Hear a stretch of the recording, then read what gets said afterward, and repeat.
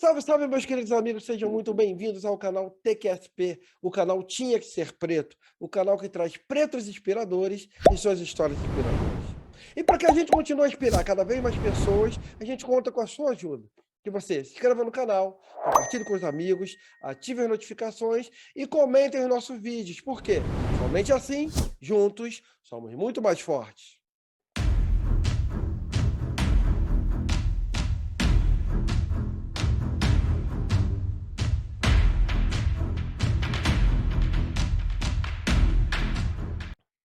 O nosso convidado de hoje é uma pessoa que Tá bom. busca inspirar outras pessoas.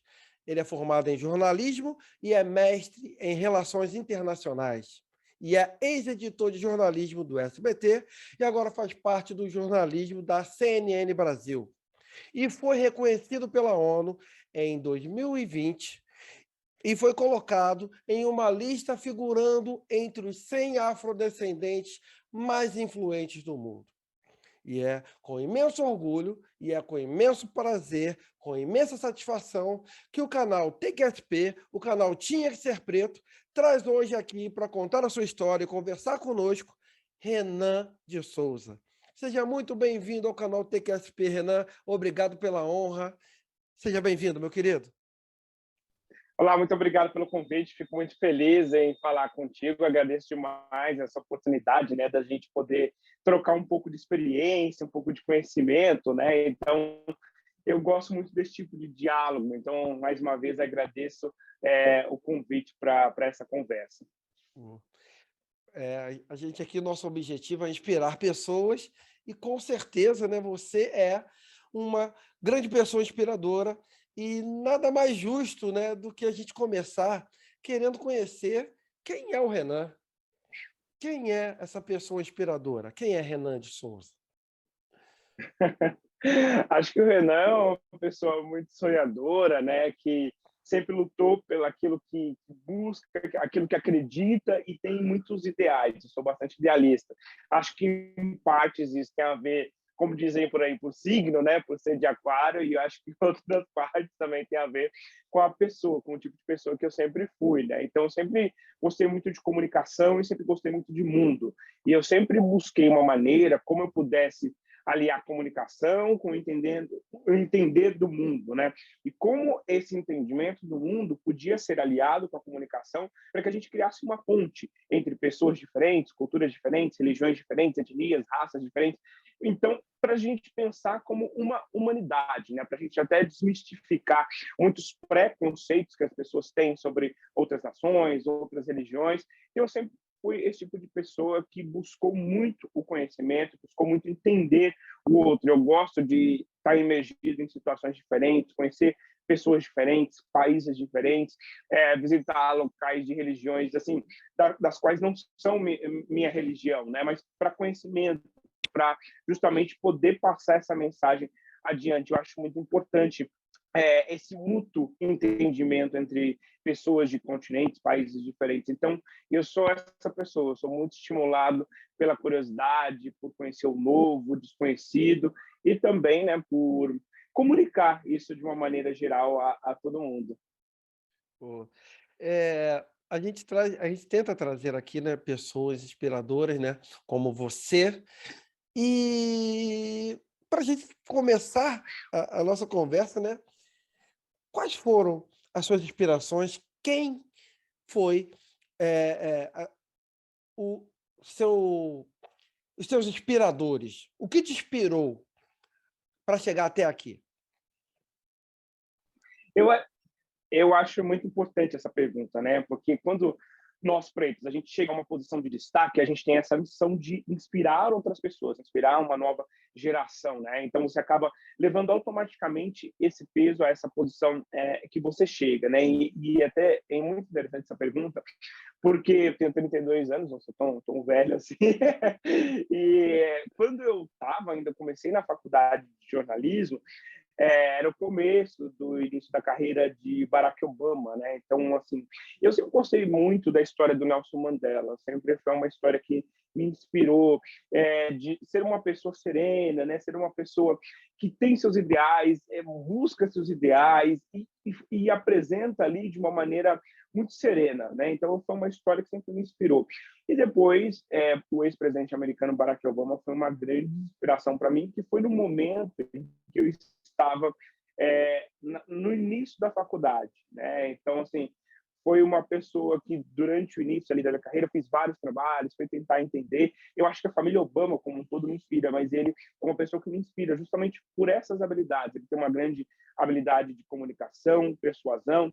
É uma pessoa que, quando ele começa a fazer aqueles briefings, quando ele fala na Casa Branca, todo mundo para ouvir, para prestar atenção. É alguém que sabe chamar a atenção das pessoas, é alguém que sabe falar com diferentes públicos e tem uma história que eu acho que é uma história que todos nós pretos conseguimos nos relacionar, né? A gente vem de famílias que não têm poder aquisitivo, ninguém tem herança, a gente trabalha, a gente rala, a gente vai para a faculdade, a gente busca bolsa de estudos para estudar, para conseguir vencer na vida. Então, é uma história de que ele venceu na vida, né? Um cara preto, né, de Chicago ali, morava, né, em Chicago na época, consegue estudar em Harvard e vira presidente dos Estados Unidos, o primeiro presidente negro dos Estados Unidos.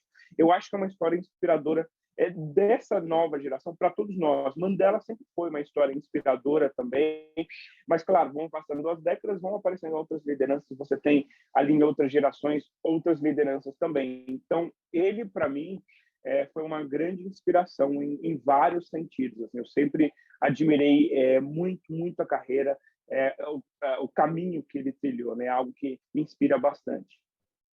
E nesse teu início, né, de trajetória no jornalismo, você enfrentou muitas dificuldades nesse começo de...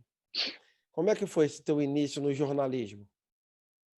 Sim, sim, enfrentei desde a faculdade, né? A faculdade de jornalismo não é uma faculdade barata, né? É uma faculdade muito cara, algo até elitista, a gente dizer. Se você quiser fazer uma boa escola de comunicação para ter entrada no mercado de trabalho, conseguir chegar até as melhores empresas, né? E, claro, eu não tinha dinheiro para pagar a faculdade como um todo, meus pais também tinham outras coisas para pagar, tenho irmãos, né? Na época eu não consegui, precisei de bolsa. Primeiro eu fui na própria universidade, pedi uma bolsa lá, concorri, ganhei 50% de bolsa. Então eu trabalhava, basicamente meu salário era para pagar a faculdade. Eu chegava no final do mês assim com o dinheiro contado, porque eu também, além de trabalhar, depois eu comecei a fazer estágio. Então, era uma rotina que eu tive durante 3 anos de acordar às 5 horas da manhã. E aí eu sou daqui de São Paulo, né? Então, eu trabalhava na Vila Olímpia, eu sou de Santo André, e trabalhava na Vila Olímpia, que fica em São Paulo. Então, era uma viagem mais ou menos de 1 hora até o trabalho. Daí trabalhava até as 3 horas da tarde, depois saía, ia direto para a faculdade, sempre comendo no caminho, comendo em pé, aquela coisa que você não tem tempo de parar. Ia para a faculdade, às vezes, fazer os trabalhos no laboratório, na biblioteca, e começava a aula às 7h30 da noite, saía às 11 horas da noite, chegava em casa meia-noite, para depois, 5 horas da manhã, começar tudo de novo. Então, não foi um começo muito fácil, né? Mas é que nem eu falei, eu sempre fui muito determinado. Eu acho que quando você bota o objetivo na cabeça, que você sabe onde você quer chegar, essas situações vão passando, mesmo no momento, dizer assim, momentaneamente, você olha para o futuro, para o que você quer, e você segue na caminhada, né? Então, o foco, eu acho que é algo muito importante. E aí eu segui até que, mais ou menos, no terceiro ano, a situação melhorou. Eu consegui entrar num estágio no SBT, na sede do SBT, e aí há uma outra dificuldade. O mundo de TV ele é um mundo muito fechado. Você conhece as pessoas e elas vão se chamando entre si, né? Então, as pessoas acabam indicando, funciona ali no QI. E eu não tinha esse QI, né? Então, eu entrei num processo seletivo, algo raro nesse mundo. Fiz o processo seletivo, virei estagiário e depois de estagiar, por 2 anos, eu fui para a editoria de internacional. Eu sempre gostei dessa área internacional, né? Os chefes identificaram Isso foi uma empresa que me abriu muitas portas, né? Eu sou muito grato a tudo que eu vivi no SBT em quase uma década. E virei estagiário da editoria internacional e depois, assim que eu concluí a faculdade, eu fui efetivado no principal jornal da casa, o SBT Brasil, e ali fiquei até 2018, antes de me mudar para Londres para fazer o mestrado. E você, né, apareceu no SBT ainda num período em que não era muito comum ter pretos apresentando os principais, né, jornais das grandes emissoras. Das grandes não, de todas as emissoras. Né? E como é que é ser preto, né, em uma... aí já em um lugar de destaque, em uma grande emissora como foi no SBT e hoje na CNN. Como é que é isso? Eu acho que é uma posição de muita responsabilidade, né? E eu acho que você sempre também toma muitos cuidados ali quando você está nessa posição, até de autoexposição, porque a gente fica exposto quando você aparece na televisão, automaticamente essa exposição ela é instantânea, você vai no mercado, as pessoas te conhecem, você vai ali, as pessoas te reconhecem e acabam tendo aquela impressão, nossa, ele é uma pessoa normal, é gente como a gente, vem no mercado da esquina, vai no posto de gasolina, então não tem mistério. Só que também é um momento que você precisa se autoafirmar. Eu já passei por muitas situações de querer impor o que eu vou falar também, não deixar que as pessoas moldem o meu discurso, porque muitas vezes as chefes, chefias, pessoas que não defendem a causa preta, não entendem, às vezes têm até simpatia, mas não entendem e querem que, por exemplo, hoje eu queria que você no jornal falasse isso. E eu nunca gostei dessa questão, porque eu sempre gostei de me pautar. E eu nunca gostei que ficassem pedindo para eu falar só sobre racismo. Né? Eu sou mestre em relações internacionais e política internacional. Então, eu quero dar minha contribuição, quando eu apareço na TV, nessa área, porque eu entendo dessa área, eu estudei essa área, tenho um livro publicado, né, nessa área. Então, eu quero ser reconhecido como essa pessoa. Então, é um desafio diário, até de convencimento da sociedade. Não estou dizendo que todo mundo é automaticamente racista, mas às vezes não entende os desafios que a gente enfrenta para se autoafirmar, para aparecer ali, para eu não aparecer só na reportagem ou aparecer no jornal apenas no dia da consciência negra. Né? Eu preciso aparecer todo dia dando a minha contribuição enquanto profissional e não apenas falar em assuntos relacionados à comunidade preta. Posso falar também, devo falar, tenho essa obrigação, mas eu posso falar muito mais. Então, acho que esse é um grande desafio. Você mudar as cabeças nas redações do Brasil de uma maneira geral, para que uma pessoa preta possa falar sobre diversos assuntos que eles são especialistas também, e não só racismo. Né? Então, eu acho que isso é bastante importante. E, claro, a representatividade por si só, de você ter a figura de pessoas pretas ali em jornais, que nem no meu caso agora, na CNN, estou no jornal no horário nobre, né? Isso é bastante importante, é bastante significativo, é um jornal muito importante, assistido por pessoas ali que são tomadores de opiniões, empresários, políticos. Então, isso é algo bastante importante você ocupar também esse espaço. E aí vem uma carga de peso, responsabilidade, às vezes alguns haters ali sempre criticam tudo que você fala, a maneira que você fala, mas acho que a melhor maneira para essa situação é você sempre abstrair o comentário dos haters. Claro, quando passa de algum abuso, algum racismo, a gente precisa denunciar sim, mas geralmente quando você vê que a pessoa só está pegando no pé, é só você abstrair, né? Algo não é tão fácil assim. Eu sou um grande usuário de redes sociais, mas eu aprendi a abstrair aqueles comentários que não fazem bem, né? Você sabe que a pessoa está falando ali de maldade. E você falou uma coisa que eu acho muito importante, né? É porque eu acho que a sociedade, durante muito tempo, ela achou que o negro só servia para falar de racismo, que ele não tinha outras capacidades, né? Não tinha, ele não evoluiu para falar de outras coisas, né? Então, nós temos capacidades diversas e somos capazes nas ciências, na literatura, e o que nos, acho que o que nos falta hoje é que eles nos enxerguem dessa maneira, né? E é por isso que hoje o nosso canal está aqui exatamente para mostrar que a gente tem pessoas capazes em diversos ramos da sociedade, né? Então, a gente vive numa sociedade que tenta sempre cercear as nossas capacidades, cercear os nossos direitos, e eu acho que eu tenho um amigo que diz que essa nossa luta é muito ingrata e desgastante, né? Que a gente tem que ficar repetindo Exato. sempre a mesma coisa, né? Já era para a gente estar passos à frente, mas toda hora a gente tem que voltar e repetir. Não, eu não estou aqui só para falar de racismo. Eu posso falar de outras coisas. Eu sou professor de física, então eu posso falar de física, né? Eu não estou Uhum. aqui limitado a falar apenas de lutas negras, né? Das causas negras. Eu tenho capacidade de falar de outros assuntos também, né? Então eu acho que falta ainda quebrar esses elos dessas correntes que ainda nos prende, né? Que a sociedade teima em ainda nos colocar nessa corrente.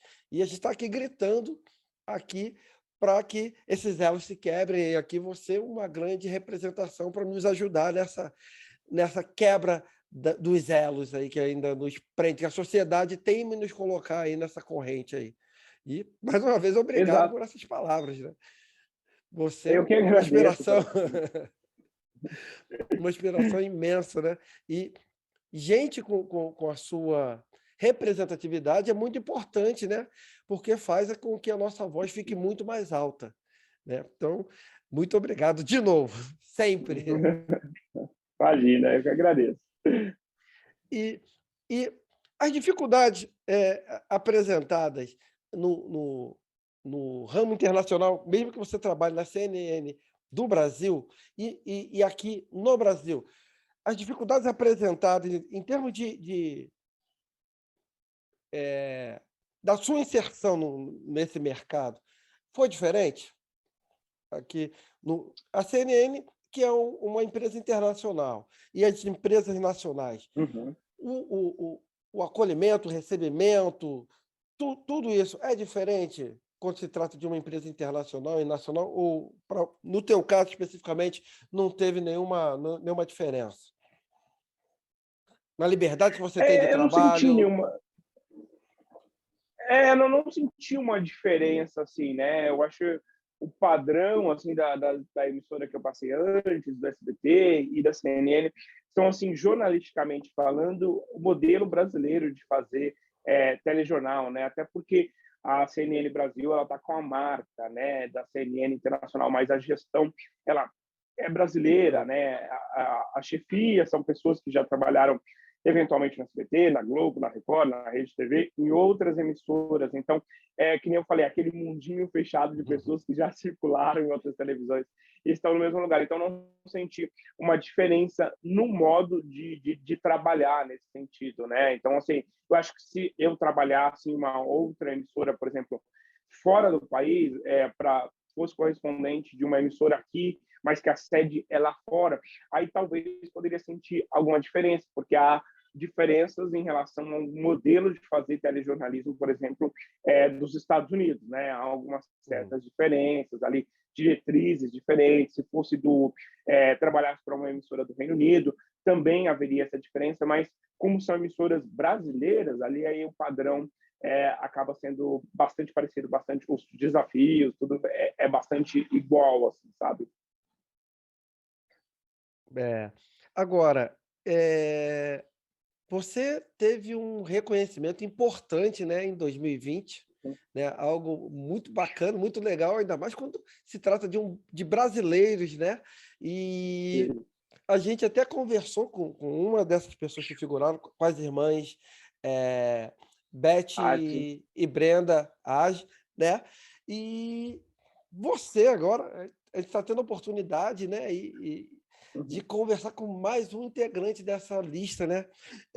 Como é que você recebeu esse reconhecimento da ONU que te colocou figurando entre os 100 afrodescendentes mais influentes do mundo? Como é isso? Como é que foi receber isso e como é que você vê isso hoje? Foi muito importante para mim, né? Assim, foi um ano, acho que, muito difícil, porque era o primeiro ano de pandemia, tudo que aconteceu ali com o George Floyd nos Estados Unidos, e como jornalista você está no front de todas essas situações, né? Especialmente George Floyd, que é na minha área internacional, a pandemia também começou no mundo, depois veio para o Brasil, então foi um ano mentalmente muito desgastante, foi um ano bastante difícil, né? E quando o organizador do MyPad, o Camil, que é essa organização que seleciona ali com a ONU, busca as pessoas, ele me contactou, eu fiquei muito contente, muito, muito, muito, muito feliz. Porque depois de um ano difícil, porque essa premiação foi ali no final do ano, foi quase que um prêmio, depois de ter passado por tantas situações bastante difíceis, né? Mas é que nem ele sempre me falou, o MyPad ele não é um prêmio, ele é um reconhecimento, porque a gente precisa reconhecer as pessoas, a gente precisa olhar para as pessoas pretas, o que elas estão fazendo, onde elas estão, as pessoas que elas influenciam, o círculo, né, que elas influenciam, e é um reconhecimento, e para mim também é uma lembrança de que há muito a ser feito, né? Esse foi um primeiro passo, mas que me deu força para poder continuar com essa luta, poder inspirar outros jovens também afrodescendentes para que eles vejam que há uma outra saída, que a gente tem capacidade de fazer mudanças, ainda que às vezes pequenas nas nossas comunidades, mas a gente pode impactar vidas. Eu acho isso muito importante quando a gente pode influenciar positivamente, né, a vida de outras pessoas. Então, esse reconhecimento para mim foi muito, muito importante, assim, porque me reconheceu nessa qualidade de jornalista e também internacionalista, uma pessoa que entende de relações internacionais e consegue comunicar essas relações internacionais na televisão, né? Ou além da televisão, em podcasts, em outros trabalhos. Então, essa foi a minha felicidade, ser reconhecido pelo que eu faço, pelo que eu estudei, como eu falava anteriormente, que é muito importante você ser reconhecido por aquilo que você faz. E isso me deu mais força para seguir continuando, ainda mais que eu estava ali ao lado de pessoas muito importantes do Brasil, né? Havia Samantha Almeida, as Irmãs Age, como você falou, o Léo Santana, e no mundo, muitas outras pessoas já receberam esse reconhecimento, Beyoncé, Barack Obama, Lewis Hamilton, são pessoas que também me inspiram de uma certa maneira, como eu até falava há pouco do Barack Obama. Então, foi algo assim que, para mim, foi surpreendente, foi um reconhecimento muito importante que mudou também muito, de certa maneira, a minha visão de enxergar o mundo, minha própria visão sobre o impacto do meu trabalho, porque muitas vezes, quando você está fazendo o seu trabalho, eu vou para a CNN, vou ali à frente da televisão, entrega aquele trabalho, você não pensa também no alcance das pessoas que estão assistindo, quantas vidas estão sendo transformadas, né, de alguma maneira ali, só com você aparecendo na TV, falando a notícia. E isso é muito importante, porque a gente não tem como mensurar isso, né? A gente sabe que há X pessoas assistindo televisão neste momento, mas a gente não tem como mensurar cada um individualmente. Então, quando você vê esse retorno, isso para mim foi muito positivo, foi algo muito importante para mim, muito importante. Uma pena ainda não consegui ir lá nas Nações Unidas para receber devido à pandemia, mas em breve eu vou lá receber pessoalmente. Recebi via correio, mas ainda irei lá para receber pessoalmente o prêmio.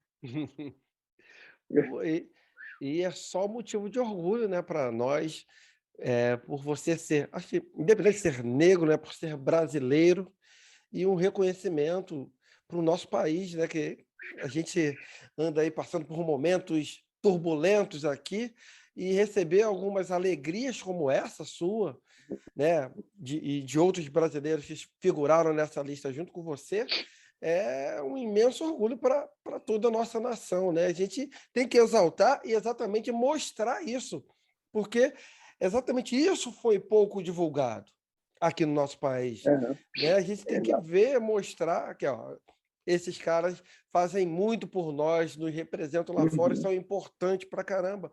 E a gente precisa ver isso, ver mais gente, mais pessoas como você, Renan. Pô, e orgulho sempre. Muito, muito obrigado.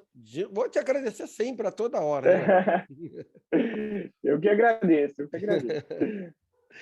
E Qual é a importância, Renan, que você vê de negros com a sua influência, né, buscarem inspirar e incentivar outros negros, e não só negros, né, outros grupos minoritários, né, aqui no nosso país? Como é que você vê a importância de pessoas com a sua influência de ajudar a inspirar essa galera, esse povo negro, essa galera minoria, esses grupos minoritários? Como é que você vê isso?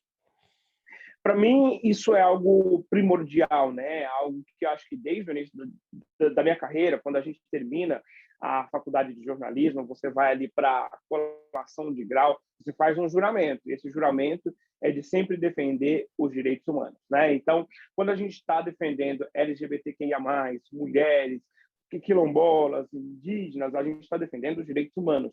É uma premissa básica, eu acho, do jornalismo e, para mim, deveria ser do ser humano, né? Só que, infelizmente, na sociedade não é assim, esse entendimento não é coletivo, né? Então, quando você chega a uma posição de destaque em que você pode influenciar a opinião das pessoas, para mim, eu vejo como uma obrigação seguir nessa missão. Eu sempre falei, claro, quero influenciar outros jovens, né, que são afrodescendentes também a encontrarem seu caminho, mas eu vou fazer isso também por qualquer outro grupo minoritário. Vou sempre denunciar qualquer tipo de violação envolvendo esse tipo de grupo, né, minoritário, e eu sempre tenho feito isso na minha carreira, academicamente, já estudei no mestrado, fiz artigo acadêmico e na TV também falo sobre isso. Eu acho que a gente precisa dar visibilidade para as pessoas, a gente precisa mostrar essas situações, expor o problema para que, enquanto sociedade, a gente consiga discutir esses problemas e acabar com esses problemas, né? Que nem eu falava no início da minha conversa. Há uma questão de falta de entendimento, de falta de empatia. A sociedade brasileira tem mostrado esse lado cada vez mais, né, nos últimos anos, infelizmente, esse lado que não parecia, vamos dizer assim, ser característico da sociedade brasileira, e isso tem aflorado cada vez mais, né? O preconceito, o racismo, a LGBTQIA+, fobia, né, preconceito contra mulheres. Então, isso tudo a gente precisa lutar, porque quando a gente emancipa todos esses grupos, a gente evolui também enquanto sociedade. É um ganho para todos, né? Um ganho para as empresas que estão visando ali o seu lucro, é um ganho para o governo, para a sociedade, para todo mundo, né? As pessoas às vezes não conseguem pensar que essas questões elas não deveriam ser primárias, né? Você não deve julgar uma pessoa por nenhum tipo de questão que a faz parte de um grupo minoritário. Uma pessoa deste grupo minoritário pode estar ali com o descobrimento do câncer, por exemplo, né? O descobrimento para uma doença. Então, ninguém deve ser julgado ou subjugado, ter a sua capacidade diminuída por qualquer questão de raça, gênero, cor ou algo do tipo, né? Para mim é uma luta constante. Eu acho que todo mundo deveria também entrar nessa luta em maior ou menor grau, né? Qualquer pessoa pode estar ali em algum momento da vida, inclusive dentro de um grupo minoritário. Se você sai do país, você vai para um outro país, você sempre vai ser um imigrante. E um imigrante pode sofrer algum tipo de preconceito fora do país, mesmo sendo brasileiro, né? Às vezes o brasileiro branco ele acha que ele está acima, mas se ele vai migrar para algum outro país, ele vai migrar para a Europa, ele vai ser sempre um imigrante e ele vai ser sempre assim reconhecido como um imigrante. Então as pessoas não têm essa distinção que mesmo na sua posição de privilégio, você em algum momento pode estar também em uma posição vulnerável, né? Então a gente precisa erradicar qualquer tipo e toda forma de preconceito. E eu li uma entrevista sua, né, até a esse respeito, que você eh, falou que busca inspirar exatamente esses grupos, né? Uhum. E você tem algum projeto para isso? Você tem algo que você pretende fazer a, a Olha, parte do jornalismo, né? sim, sim, eu acredito muito na educação. Eu acho que a educação foi uma ferramenta transformadora na minha vida, né? A partir de cada grau que eu estudei, graduação, pós-graduação, mestrado, eu vi essa mudança muito clara na minha vida, resultado direto dos estudos, né? Em vários sentidos. Financeiramente, melhora, conhecimento melhora, cabeça melhora, você se abre cada vez mais, né? Então, cada vez mais você ganha conhecimento, eu acho que você se transforma numa pessoa melhor, inclusive. Então, para mim, a educação é algo primordial. E minha vontade, né, além do jornalismo, era, de alguma maneira, criar alguma instituição no futuro que pudesse ajudar pessoas afrodescendentes, socioeconomicamente, né, desfavorecidas e grupos minoritários também a conseguirem entrar em universidades, conseguir ir para universidades no exterior, como foi o meu caso. Eu ganhei uma bolsa de estudos para estudar um mestrado na Inglaterra, um processo seletivo do governo do Reino Unido, envolvendo 60 mil candidatos, extremamente complexo, mas eu consegui a prova de que é possível, quando a gente tem ferramentas para você estudar, se concentrar, é possível você conseguir esse tipo de bolsa de estudos.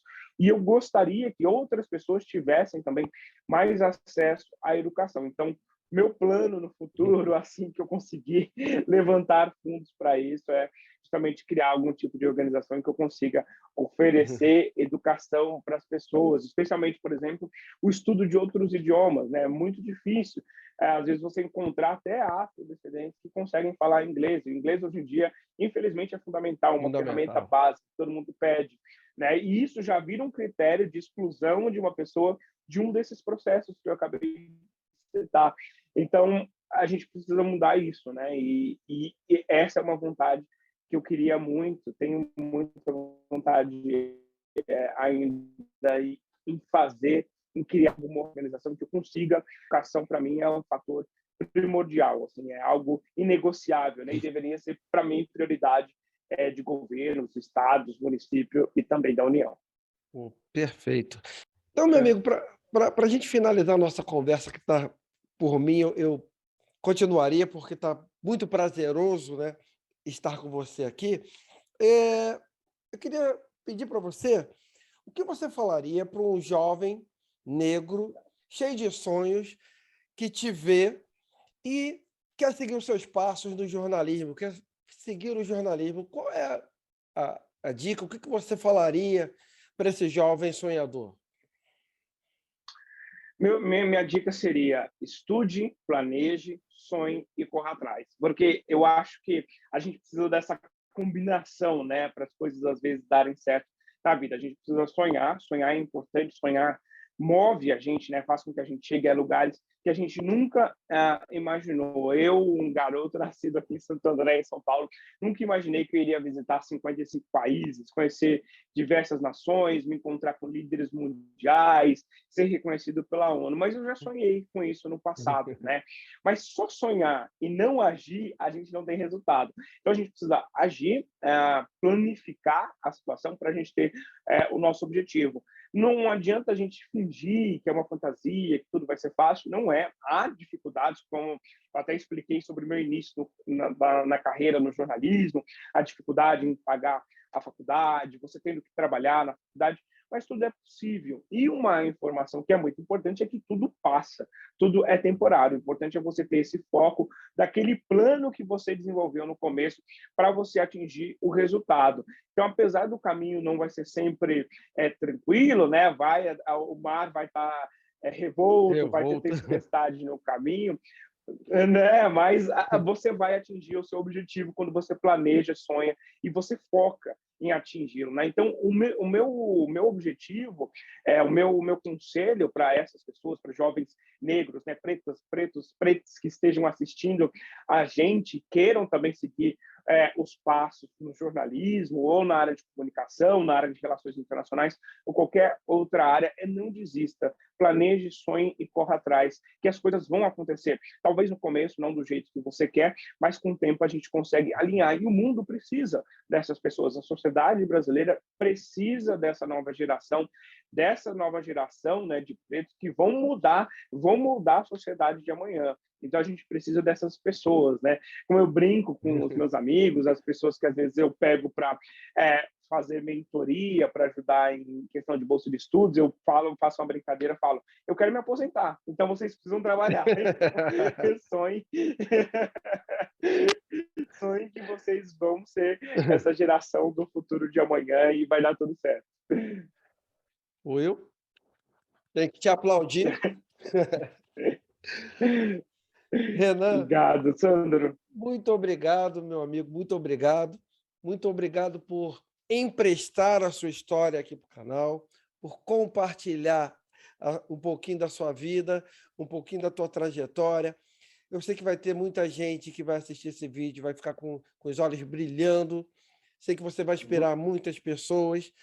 E eu só tenho a agradecer você aqui, engrandecendo, né, e fortalecendo o princípio do nosso canal, que é trazer pretos inspiradores com o objetivo de inspirar pessoas. E você é uma pessoa inspiradora e eu só tenho a te agradecer por compartilhar conosco a sua história.